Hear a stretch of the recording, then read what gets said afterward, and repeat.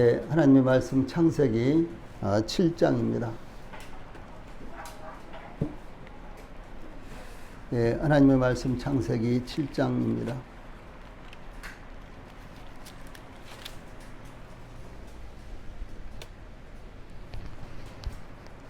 어, 7장 4절 말씀만 제가 봉독을 해드리겠습니다. 하나님의 말씀 창세기 7장 4절 말씀입니다.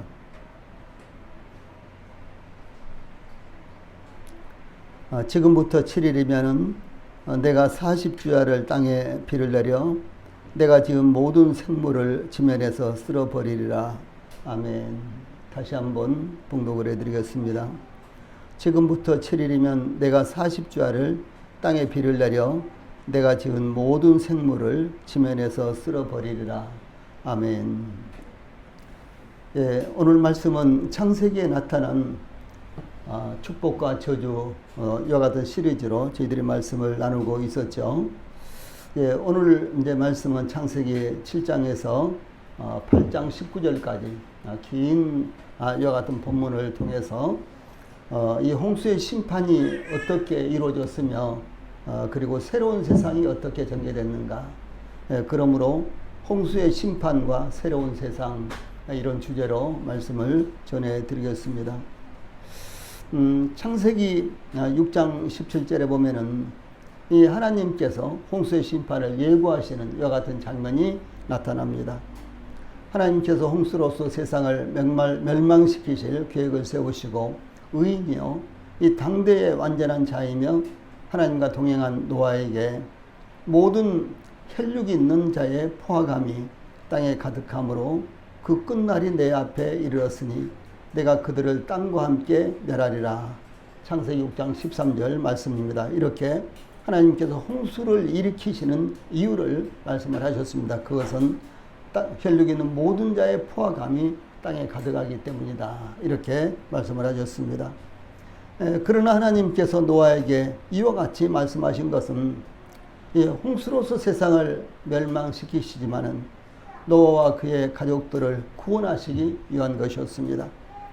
또한 하나님께서 노아에게 홍수로부터 심판을 피할 수 있는 방주를 어떻게 만들 것인가를 지시하면서 창세기 6장 17절에서는 내가 홍수를 땅에 일으켜 무릇 생명의 기운이 있는 모든 육체를 천하에서 멸절하리니 땅에 있는 것들이 다 죽으리라 라고 홍수를 일으키시는 이 목적이 세상을 심판하시기 위한 것임을 말씀을 하셨습니다.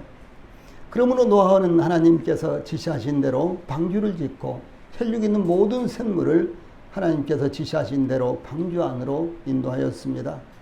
성경은 증거하기를 창세기 6장 22절에서 노아가 그와 같이 하여 하나님이 자기에게 명하신 대로 다 준행하였더라 라고 이렇게 증거하고 있습니다. 먼저 7장을 통해서 홍수의 심판이 시작되고 그리고 그 심판이 어떻게 이루어지고 있었던가 이 같은 내용을 참고를 하도록 하겠습니다. 제일 먼저 7장 1절로 3절에서 이 방주가 완성되자 하나님께서 노아에게 너와 내 온 집은 방주로 들어가라 라고 명령을 하셨습니다. 이 하나님은 노아뿐만 아니라 그 가족들도 방주로 들어가서 함께 구원받기를 원하셨습니다. 하나님께서 노아에게 방주를 만들어 구원을 받게 하신 이유에 대해서 1절 후반부에 이 세대에서 내가 내 앞에 의로움을 내가 보았음이니라 이렇게 말씀을 하셨습니다. 그 당대의 세대에서 하나님께서는 노아의 의로움을 보셨다. 그래서 노아와 그의 가족들을 하나님께서 이 홍수의 멸망으로부터 구원하시려고 계획을 세우신 것입니다. 이 당시의 세상은 죄로 인해서 하나님의 심판을 피할 수 없는 상황인데도 불구하고 노아에 대해서는 그러나 노아는 여호와께 은혜를 입었더라. 이것이 노아의 족본이라. 노아는 의인이요 당대의 완전한 자라. 그는 하나님과 동행하였으며 이렇게 창세기 6장 8절로 9절에서 이 노아에 대해서 소개를 하고 있습니다.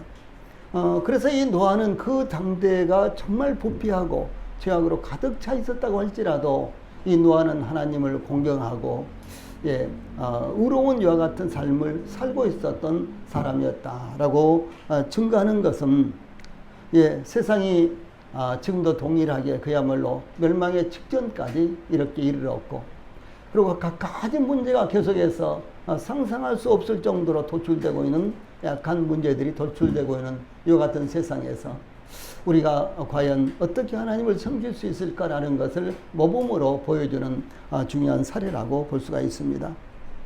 또한 하나님께서 노아에게 홍수 이후에 이 번식시키기 위해서 동물들을 방주 안으로 데려오게 하신 내용이 2절로 3절에 있습니다. 하나님께서 이와 같이 지시하신 것은 하나님께서 홍수로 세상을 멸망시키시지만 노아의 가족을 비롯하여 동물들을 생존시켜 홍수 이후에 번식시키려고 하신 것을 의미하는 것입니다. 그러므로 하나님께서 세상을 홍수로 심판하시지만 하나님은 은혜 베풀 자에게 은혜를 결코 거두지 아니하신다는 것을 나타내고 있습니다. 다음에 이 4절로 5절에 보면은 홍수가 시작될 것에 대한 예고를 하십니다.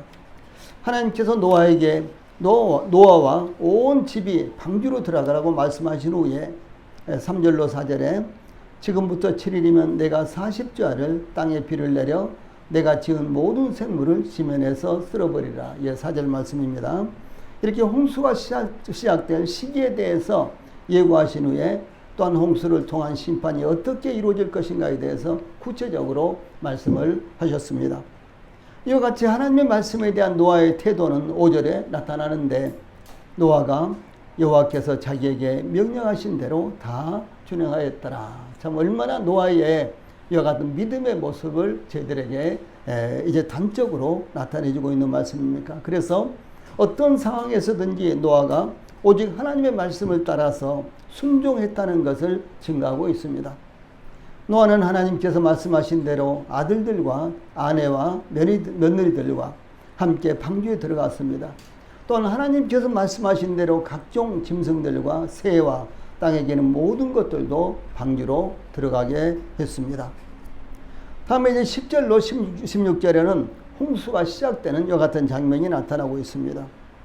하나님께서 노아에게 명하신 대로 노아가 그의 가족과 각종 짐승들과 새들과 땅에 기는 것까지 방주에 들어가게 한 후, 이 7일 후에 드디어 홍수가 시작되어서 온 땅을 덮었습니다. 그러니까 노아와 그의 가족들, 그리고 이제 하나님께서 지시하신 모든 짐승과 새와 이와 같은 것들이 다 방주로 들어간 후에 7일이 지난 후에 이제 홍수가 시작됐다. 이것은 무엇을 말하는 것은 하나님께서 구원의 역사를 펼치시는데 그 역사를 충분하게 펼치신다라고 하는 사실입니다. 지금은 은혜의 때입니다. 그래서 하나님께서 은혜의 때를 마감하지 아니하시고 우리가 볼 때도 세상은 참으로 멸망할 수밖에 없겠구나. 또 믿지 않는 사람들이 세상을 볼 때도 정말로 세상이 망하려고 그러는가, 세상은 망조다, 뭐 등등 이와 같은 갖가지 표현을 사용하고 있지 않습니까? 그런데도 불구하고 하나님께서는 이 세상을 멸망치 아니하시고 계속해서 열어두신 것은 하나님이 모든 사람의 구원을 받으며 진리를 아는데 이르기를 원하시기 때문에 하나님께서 한 사람도 멸망하지 않게 하기 위해서 계속해서 이 세상을 보존하고 계시는, 은혜때를 연장하고 계시는 구원의 기회를 계속해서 열어두고 계신 것을 볼 수가 있는 것입니다. 이제 그 때를 가리켜서 여기 7장 11절에는 노아가 600세 되던 해 둘째 달 곧 그 달 11의 날이라 이렇게 표현을 하고 있습니다. 즉 노아 600년 2월 17일 바로 그때 홍수가 시작됐다라고 하는 것입니다. 그래서 이제 그 다음에 11절 후반부와 12절을 보면은 그날에 큰 기품의 샘들이 터지며 하늘의 창문들이 열려 40주야를 비가 땅에 쏟아졌더라 이렇게 기록하고 있습니다. 즉 홍수가 시작되던 바로 그날에 큰 기품의 샘들이 터지며 하늘의 창문들이 열렸으며 40주야 동안 비가 땅에 쏟아졌다 이렇게 증가하고 있습니다. 이 기품의 샘들이란 말은 원래 지하수의 근원을 의미합니다.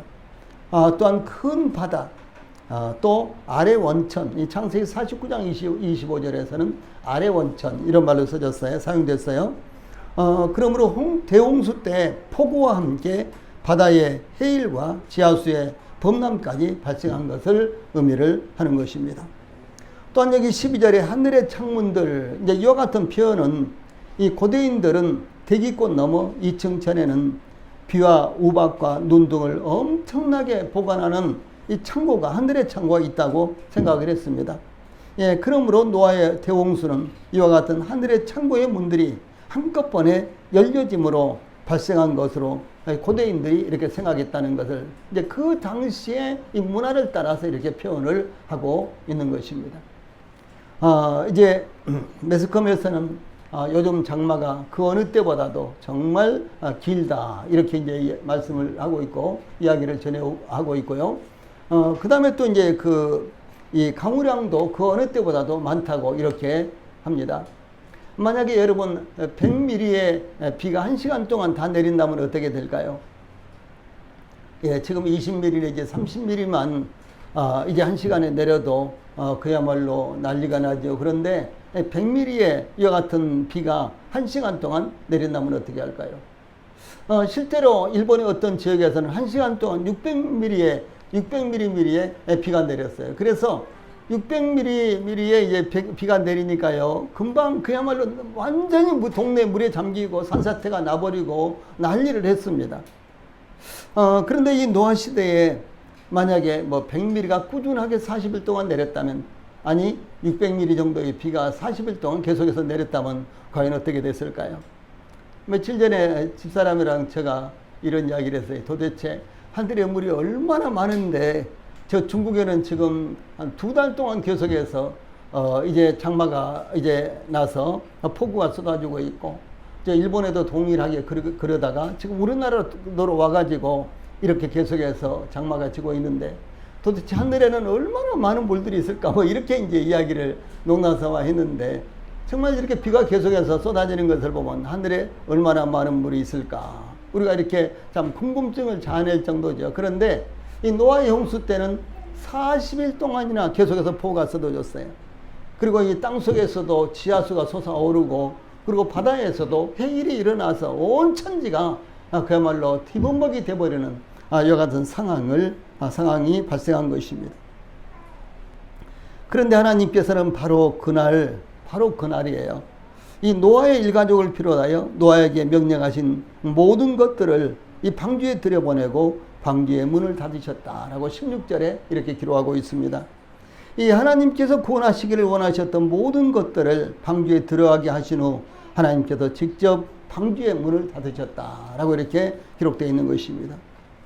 이와 같은 하나님의 역사는 인류와 우주의 종말이 언제 어떻게 이루어지든지 하나님께서 구원하시기를 원하시는 하나님의 백성들은 하나님께서 반드시 구원하실 것을 우리들에게 가르쳐주고 있는 말씀이 되는 것입니다. 이제 17절로 24절에서는 홍수가 계속되는 이와 같은 모습이 나타납니다. 먼저 17절에서는 홍수가 땅에 40일 동안 계속되었다라고 증가하고 있습니다. 먼저 17절로 20절까지 홍수가 땅에 40일 동안 계속된지라 물이 많아져 방주가 땅에서 떠올랐고, 물이 더 많아져 땅에 넘침에 방주가 물 위에 떠 다녔으며, 물이 땅에 더욱 넘침에 천하의 높은 산이 다 잠겼더니 물이 불어서 15규빗이나 오르니 산들이 잠긴지라, 이렇게 증가하고 있습니다. 즉 홍수로 물이 많아지자 방주가 땅에서 떠올랐으며, 물이 더 많아짐으로 방주가 물 위에 떠서 둥둥 떠서 이렇게 다녔습니다. 네, 물이 더욱 많아져 땅에 넘침으로 천하의 높은 산이 다 물에 잠겨서 이제 천하의 가장 높은 산보다도 15규빗이나 더 올라왔습니다. 15규빗은 최대 폭으로 잡을 때 7.5m입니다. 그러므로 가장 높은 산을 덮고서도 7.5m나 더 이제 물 높이가 불어났다라고 하는 것입니다.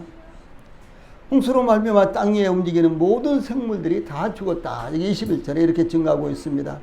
새와 가축과 들짐승과 땅에 기는 모든 것과 그리고 땅에 살고 있는 사람들이 다 죽었습니다.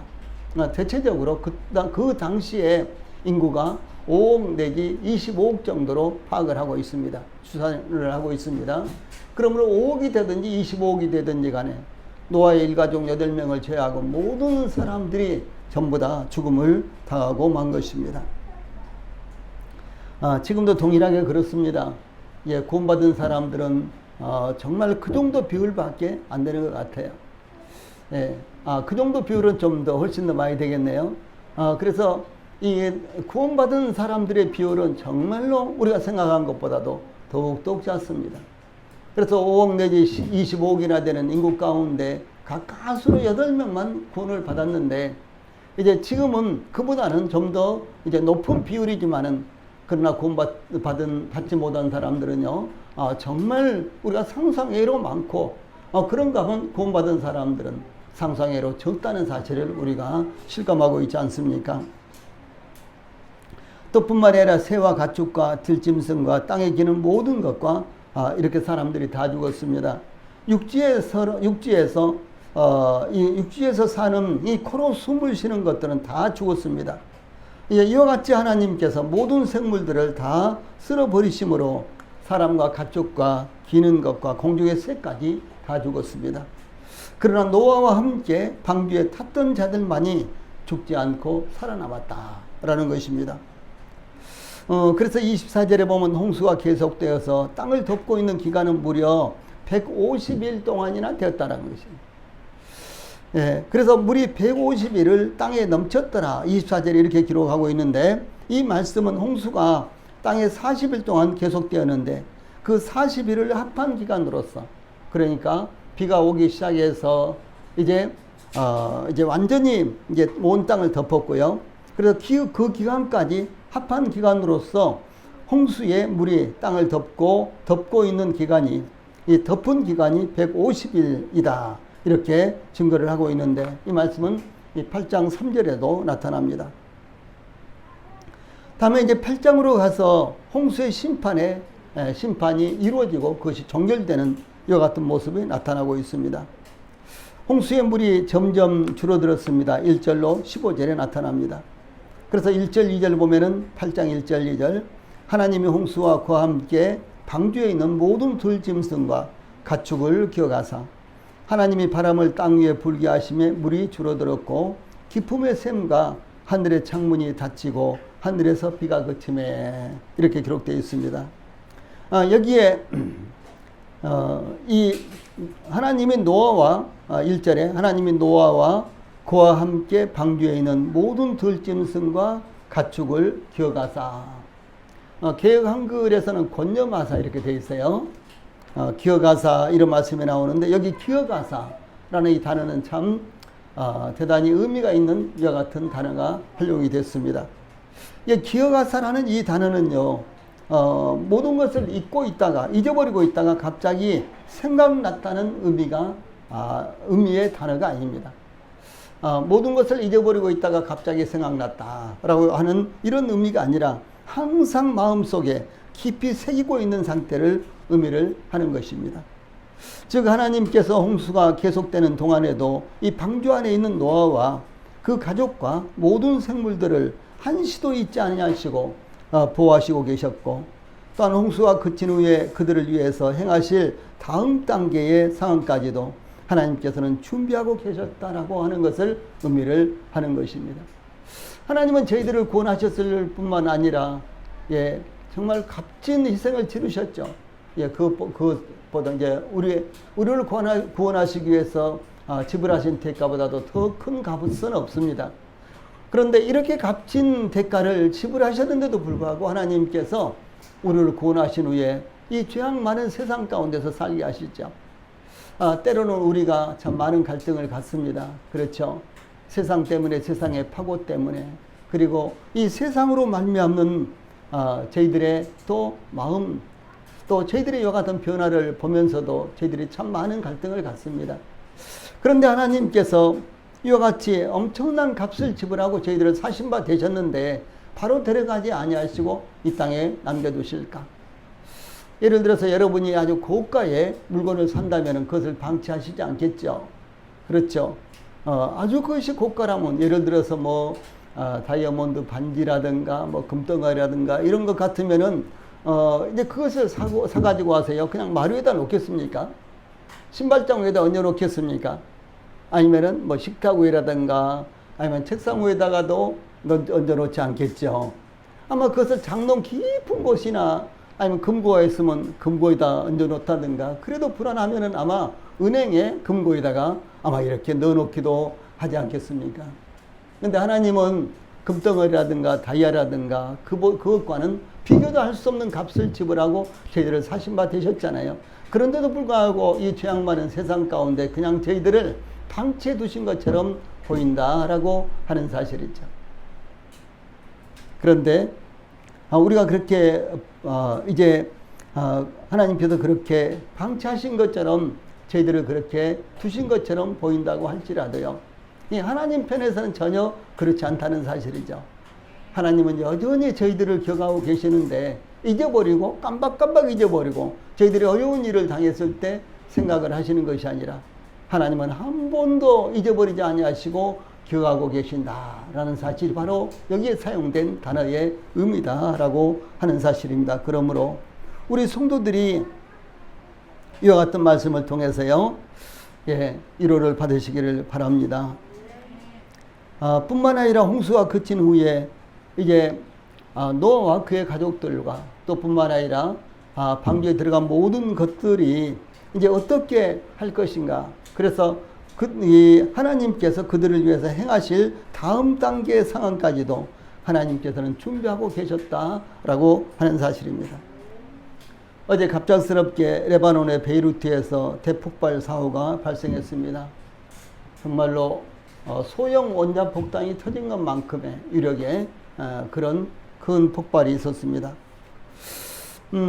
제일 먼저 제가 이 베이루트에 폭발이 있었다라는 사실을 인터넷에서 접하고요, 제일 먼저 생각난 것이 이규세 경제였죠. 아마 우리 성도들도 그랬죠. 이규세 경제 이렇게 생각났죠. 아마 우리 성도들 중에는 평상시에 이규세 경제를 잊어버리고 계시다가 이번 사건으로 생각하고 염려하고 기도하신 분들도 없지 않아 있을 것입니다. 혹은 항상 기도하고 있었던 성도들도 계시겠죠. 저희들은 아침마다 새벽 기도를 하면서 규세 경제를 꼭 기억하며 기도를 하고 있습니다. 그런데 우리 성도들이 바쁜 이와 같은 삶 가운데서도 일주일 내내 한 번도 우리 이규세 경제 생각지 못하고 또 교회도 생각지 못하고 그렇게 사시다가 오늘 주일이야 교회 가자 뭐 이렇게 하면서 기껏 생각하신다거나 혹시 그런 때도 없지 않아 있으리라고 생각을 합니다. 그런가 하면 또 항상 우리 이규세 경제 생각하고 기억하고요, 기도하는 성도들도 없지 않아 있을 것입니다. 이번 사건은 베이루트가 항구 도시예요. 이 서쪽 항구에서 발생했는데 우리나라의 동명부대, 이규세 경제가 있는 이 동명부대는 다행스럽게 베이루트의 이 동쪽에 위치하고 있습니다. 그래서 직접적인 피해는 없는데 아마 지금 비상에 걸려서 뭐 잠도 제대로 자지 못하고 아마 고생하고 있으라고 생각이 듭니다. 하나님께서 노아와 함께 방주에 있는 모든 들짐승과 가축을 기억하시고 땅 위에 바람이 불게 하심으로 물이 점점 줄어들게 했습니다. 이것은 물이 바람에 의해서 자연적으로 줄어들었다는 의미가 아닙니다. 하나님께서 바람을 불게 하심으로 물이 증발되었을 뿐만 아니라 바다로 쓸려갔다라고 하는 사실입니다. 홍해의 이제 바다가 완전히 이렇게 홍해의 바다가 그야말로 인위적으로는 건너갈 수 없는 이와 같은 바다였잖아요. 그런데 이제 모세로 하여금 이제 지팡이를 이렇게 홍해의 바다를 향해서 들게 하시고 하나님께서 밤새도록 무엇을 일으키셨어요? 바람과 동풍을 일으키셨습니다. 그러므로 말미암아 홍해 하나님께서 이 동풍을 불게 하시니까 바다가 쫙 이렇게 갈라졌다는 것이죠. 얼마나 놀라운 일입니까? 그래서 이제 노아 시대의 이 홍수도 동일하게 이제 가장 높은 이 산보다도 10여 5규빗이나 더 이렇게 물이 찼었는데 하나님께서 이렇게 물이 이제 증발되게 하실 뿐만 아니라 바람이 불게 하심으로 말미암아 물이 날아가고 물이 바다로 이렇게 이제 가서 모이게 하고 이렇게 하심으로 이제 물이 이 땅에서 점점점 거쳐가게 이렇게 하셨던 것입니다. 이 기품의 샘과 하늘의 창문이 닫히고 하늘에서 비가 그치므로 여기 4절과 5절에 보면요. 일곱째 달 곧 그 달 11의 날에 방주가 아라랏 산에 머물렀으며 물이 점점 줄어들어 열째 달 곧 그 달 초하루에 산들의 봉우리가 보였더라. 이렇게 4절 5절에 그 상황을 설명을 하고 있습니다. 노아의 방주가 머물렀던 아라랏 산, 이 산은 터키와 이 아르메니아라는 이와 같은 나라의 국경지대에 있는 이와 같은 산으로서 5185m입니다. 그래서 흑해, 이 블랙시라는 이와 같은 조그만 이와 같은 바다가 있죠. 이 흑해의 남동쪽, 오늘날 터키의 동쪽 경계에 이 아르메니아에 있는 이와 같은 산인데요. 항상 이 만년설이 덮여 있는 이와 같은 산입니다. 그런데 이제 10월 1일에 물이 점점 줄어들어 산들의 봉우리들이 보였는데 홍수가 시작된 때로부터 224일째에, 그러니까 홍수가 시작된 때로부터 224일째. 그러므로 홍수가 시작되고 224일 동안이나 물이 가득 차 있었다라고 하는 사실이죠. 이제 그때 점점 이제 물이 줄어들어서 산들의 봉우리가 보이기 시작했습니다. 또 그때로부터 또다시 40일이 지난 후에 노아가 방주의 창문을 열고 까마귀를 내놓자 물이 땅에서 마르기까지 까마귀는 날아다녔습니다. 이 까마귀는 썩은 고기도 먹는 잡식성으로 여기저기 날아다니기는 했지만 방주로 돌아올 필요는 느끼지 않았던 것으로 보입니다. 이 노아가 또 물이 줄어드는지 알기 위해서 비둘기를 내놓자 온 지면에 아직 물이 있었기 때문에 비둘기가 발붙일 곳을 찾지 못하고 방주로 돌아왔다라고 9절에 기록하고 있고요. 이 비둘기는 마른 땅에만 앉습니다. 그러므로 앉을 곳을 찾지 못하고 방주로 돌아왔습니다. 오리는 물을 좋아해서 물 위에 둥둥 떠다니죠. 그런데 비둘기는 물 위에 앉지를 않습니다. 마른 땅에만 앉는 것입니다. 노아가 또 7일 후에 다시 비둘기를 넣자 비둘기가 돌아왔는데 그 입에 감람나무 새 잎사귀를 물고 돌아왔습니다. 노아는 물이 줄이들고 있는 것을 알게 되었습니다. 이 비둘기가 물고 온 이 감람나무 새 잎사귀는 물에 떠다니는 잎사귀가 아니라 물이 거치고 감람나무에서 새롭게 자란 새 잎사귀였습니다. 이 감람나무는 사철나무로서 물속에서도 생명력을 유지하는 특별한 이와 같은 나무입니다. 물 위에만 발한 것이 아니라 물 속에서도 어느 정도 생존이 가능한 이와 같은 나무입니다. 이로써 홍수가 그치고 물이 줄어들자 땅에는 생명체가 소성하고 있다는 것을 알려주는 이와 같은 소식이었습니다. 또 7일 후에 비둘기를 내놓았는데 비둘기가 다시 노아에게로 돌아오지 않았다. 그래서 12절에 이렇게 기록되어 있는데 노아는 비둘기를 세 번째 내놓았을 때 비둘기는 방주로 돌아오지 않았습니다. 비둘기는 여기저기 물이 거치자 이 방주로 돌아오지 않고도 보금자리를 찾을 수가 있었던 것입니다. 홍수로 땅을 뒤덮었던 물은 노아 601년 1월 1일에 물이 땅에서 거쳤으며 2월 27일에 물이 말랐습니다. 홍수가 시작된 지 그때는 314일째 되는 날이었습니다. 그래서 601년 첫째 달 곧 그 달 초하룻날 노아 601년 1월 1일이었어요. 땅 위에 물이 거친지라 노아가 방주 뚜껑을 제치고 본즉 지면에서 물이 거쳤더니 둘째 달 20일의 날에 땅이 말랐더라. 13절 14절 말씀입니다. 그러므로 노아가 방주의 뚜껑 곧 지붕을 열어 지면을 보니까 땅에 물이 거쳤어요. 물이 거친 땅은 2월 27일이 되자 그러니까 한 달 27일이나 됐죠. 그러므로 땅이 이 물이 땅에서 거친 후 거친 후에 약 57일 만에 땅이 말랐다는 것입니다.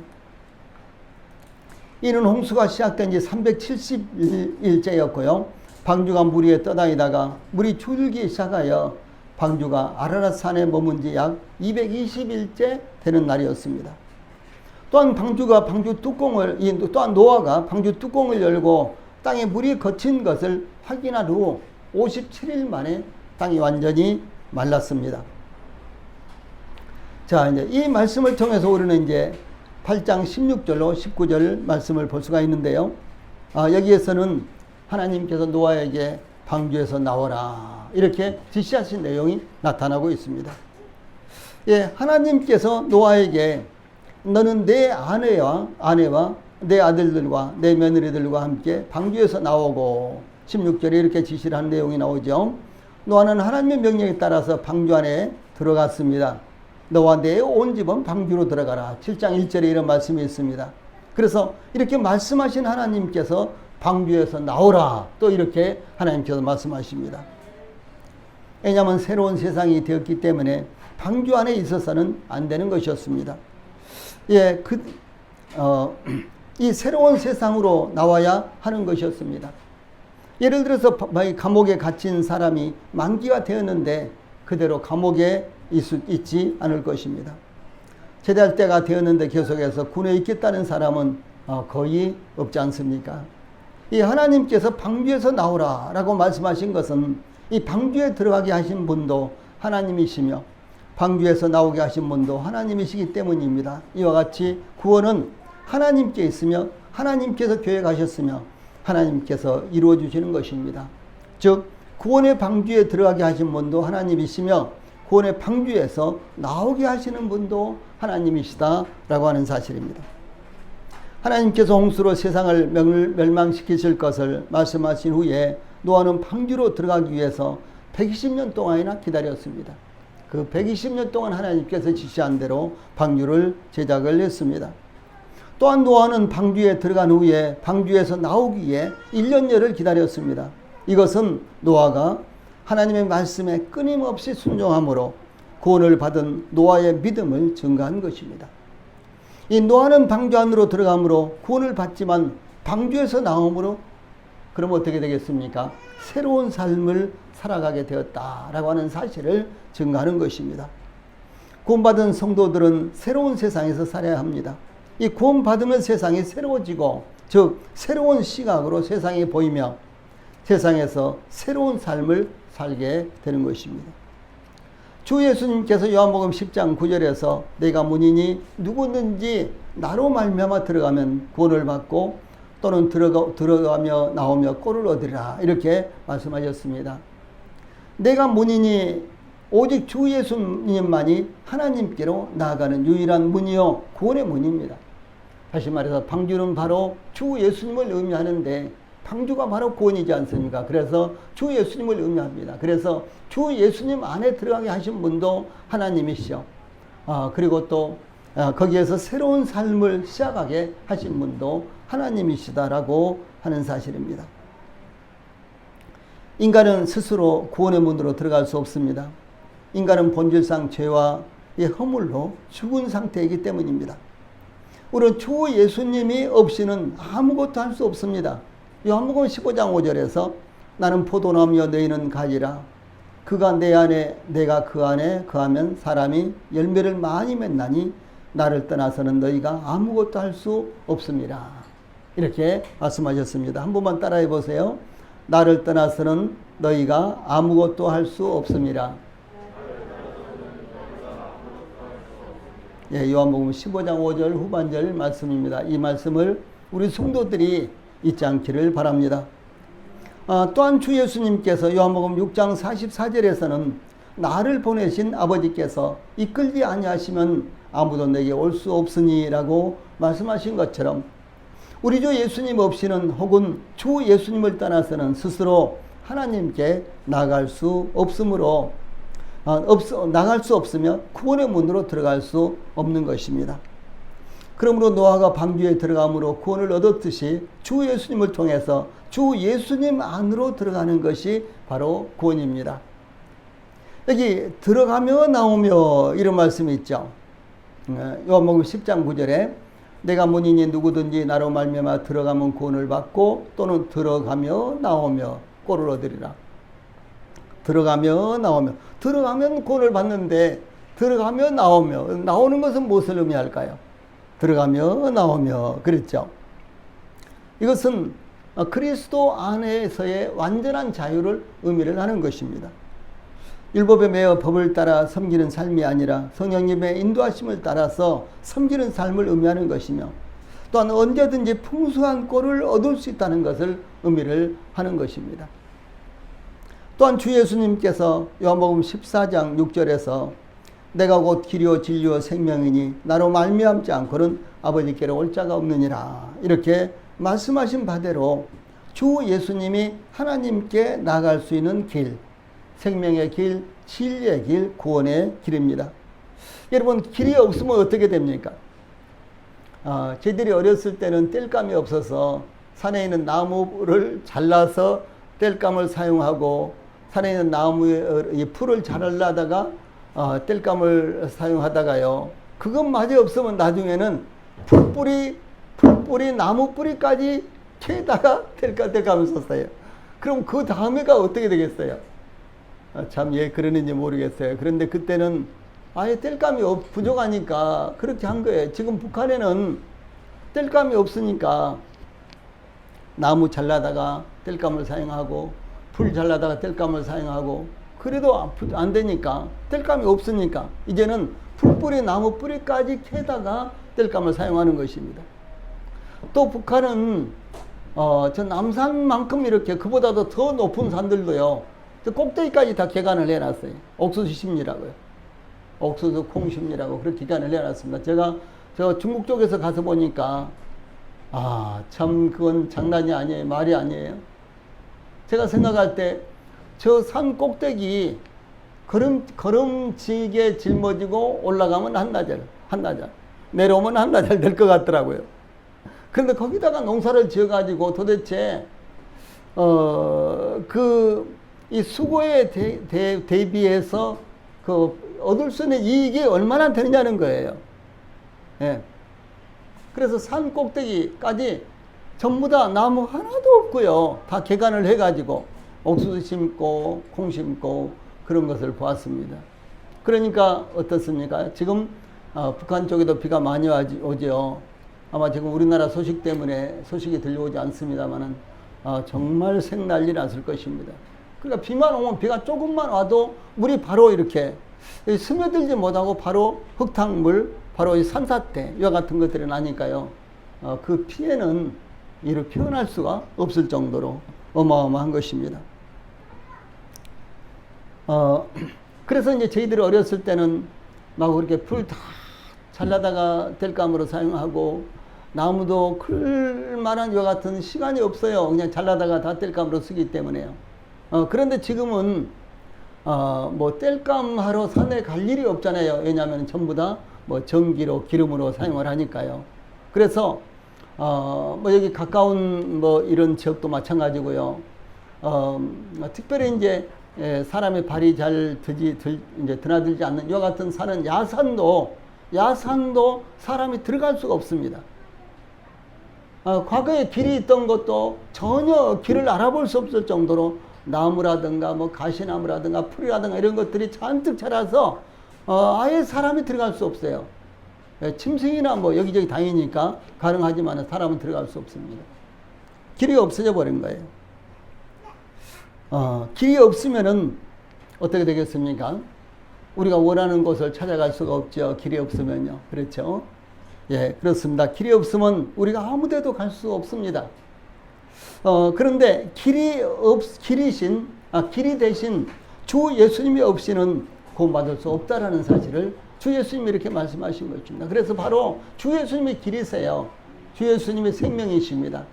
주 예수님이 진리 되시고 주 예수님이 구원이십니다. 구원의 길이 되세요. 그래서 주 예수님이 없으면 구원받을 수 없어요. 구원의 길로 갈 수가 없는 것입니다. 주 예수님의 길이에요. 이와 같이 노아가 방주에 들어감으로 구원을 얻었고, 방주에서 나옴으로 새로운 삶을 살게 된 것입니다. 우리도 그리스도 안에서 구원을 받았기 때문에 새로운 삶을 살아가야 한다는 것을 우리들에게 가르쳐주고 있는 것입니다. 하나님께서 노아에게 방주에 있는 가족들과 모든 짐승과 모든 기는 것과 새와 가축과 땅에 기는 모든 것을 다 이끌어내라, 이렇게 말씀을 하셨습니다. 17절에 이 홍수가 그쳤으며 물이 거쳤기 때문에 방주에서 나와야 하기 때문이었습니다. 그러므로 가족과 방주에 들어갔던 모든 짐승 등을 이끌어내는 것이 노아에게 맡겨진 사역이었습니다. 이것은 하나님께서 새로운 세상의 주역이 노아를 통해서 새로운 세상을 열어가시겠다고 하는 것을 말씀하신 것입니다. 여기 17절에 보면 하나님께서 이것들이 땅에서 생육하고 땅에서 번성하리라 이렇게 말씀하셨습니다. 이 하나님께서 홍수로 세상을 심판하심으로 온 땅이 황폐화되었으며 죽음만이 온 세상에 널려 있었지만 하나님께서 남은 자들을 통해서 새로운 세상을 열어가시는 것을 의미를 합니다. 이것은 어떻게 적용되겠습니까? 그러므로 성도들이 때로는 참혹한 현실 속에서 낙심할 수밖에 없을지라도 하나님께서 구원받은 남은 백성들을 통해서 새로운 역사를 이루어 가신다는 사실을 잊지 않아야 되는 것입니다. 즉 구원받은 성도들은 이 세상의 주역입니다. 세상적으로 볼 때는 능력과 영향력도 없어 보이지만 하나님께서 세우신 이 세상의 주역은 곧 구원받은 성도들입니다. 저와 우리 성도들이 이 세상의 바로 주역이 되는 것입니다.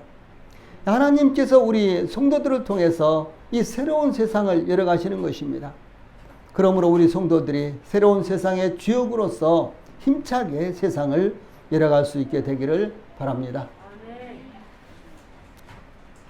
기도하시고 마치겠습니다.